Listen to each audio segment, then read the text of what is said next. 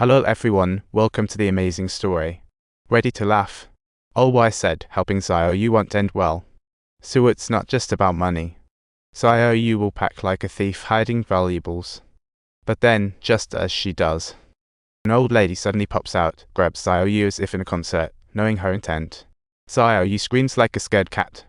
The old lady shoves her hand right into the girl's mouth.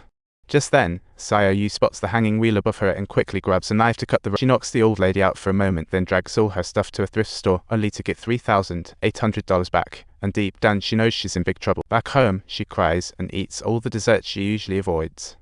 Just then, struts in and tells her she paid $10,000 for Xiaoyu's debt, despite disbelieving the wizard's nonsense. But to make Xiaoyu feel a bit better, she believes it's worth it, then recounts their first funny encounter. I vowed to make you happy, especially when I once mentioned wanting to eat you. Soon, they arrive at their meeting spot, and being the outsider, just has to wait outside while they reach the castle.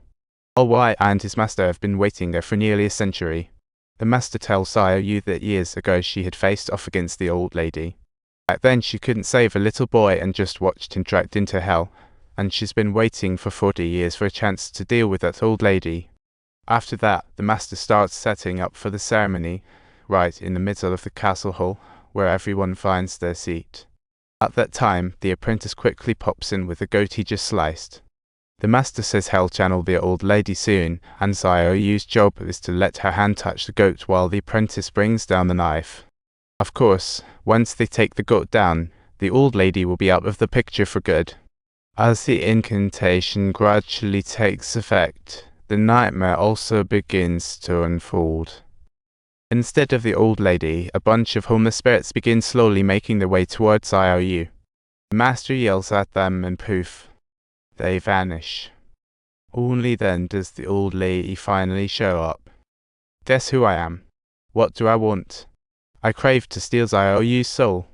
Once someone is laid to rest in the grave, I can devour her completely. The old lady reaches out, and Xiaoyu's heart races as she quickly presses her hand against the goat's head.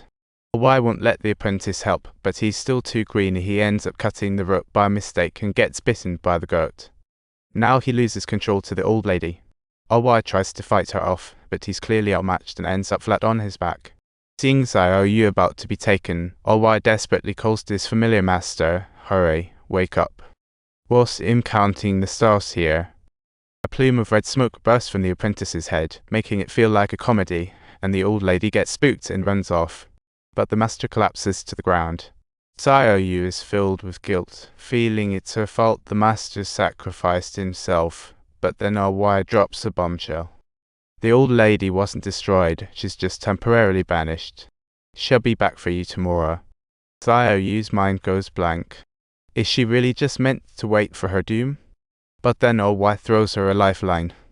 Just put his button in an envelope and send it to someone else, and the curse should transfer, making it so the old lady can't find you anymore. On the ride home, Xiaoyu's deep in thought about who to send it to when suddenly slams on the brakes. The envelope and paper scatter all over the floor. This, folks, is a plot twist foreshadowing upcoming developments. Xiaoyu quickly picks up the envelope and hops off at a restaurant. In deep thought, she finally spots an old man and thinks he's reaching his expiration date, right? Maybe I should give him the envelope. But just then, the old lady pops out to ruin the moment, and seeing Xiaoyu's terrified face, she can't go through with it. Xiaoyu remembers the evil stinky Tai Lang and decides to threaten him to come over immediately. When Tai Lang arrives, Xiaoyu's heart softens. After all, he's probably doing it all for his family. Killing him seems a bit harsh. Suddenly, she has an idea. What if she gives the button to the old lady? After some analysis, Y thinks it's a good idea after all. The dead can't refuse. Xiaoyu sneaks over to the old lady's new villa and barges through the front door. A wave of putrid odors hits her, almost making her faint. She tries to give the new scent to the old lady, but the old bag refuses to let go. Xiaoyu pulls at her fingers with all her might, and boom. The old lady's fingers go straight up. Furious, Xiaoyu smacks her mouth open, shouting, I hereby give this button to Grandma. Starting from today, I officially am no longer the owner of this button. She shoves it into the old lady's mouth and thinks she's done. But just as she's about to leave, a downpour hits outside. Xiaoyu slips and falls into the mud, but emerges moments later like a magic trick. Days later, Xiaoyu finally returns to a normal life, hitting a clothing store for an expensive coat. She plans a honeymoon with him, but as they board the train, Anne pulls out a new scent from her bag as Xiaoyu's button. Xiaoyu is completely dumbfounded, lost in a black hole of confusion, staring